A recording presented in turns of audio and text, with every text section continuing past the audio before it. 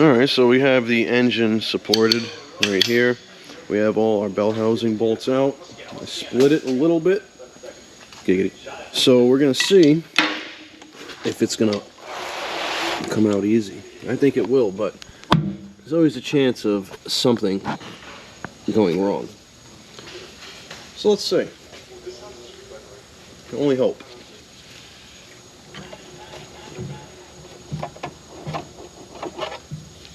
Alright.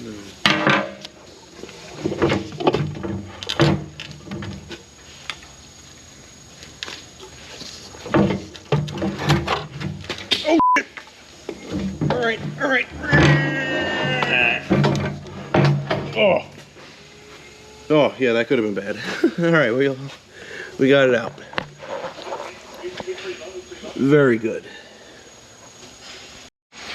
Alright, we got the dual mass flywheel off the engine. Now, a very big tip, guys, and it's also a tip in all data. Do not use an impact gun taking these off. Break them free by hand. It was a very big warning in all data, and fair enough, fam. All I did, I broke it free by hand. I got my 1/2 inch with a 24mm socket holding the crank on that end.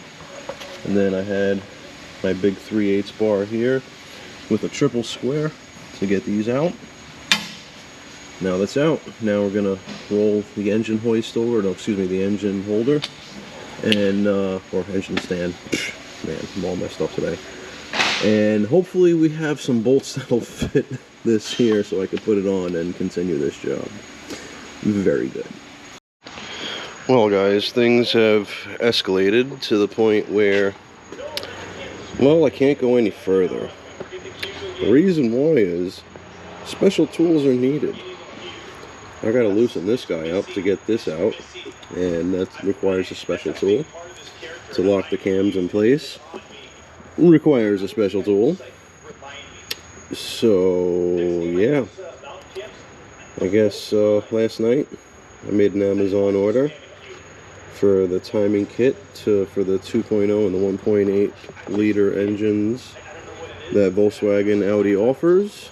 I also ordered the special socket to remove that head bolt right there. Wonderful. So we're all organized here.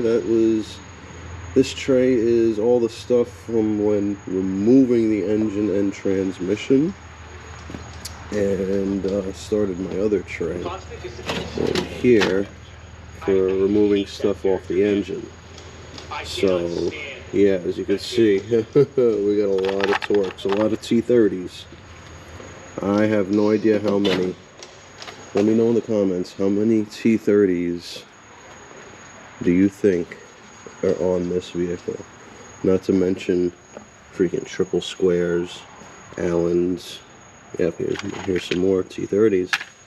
Let me know in the comments how many.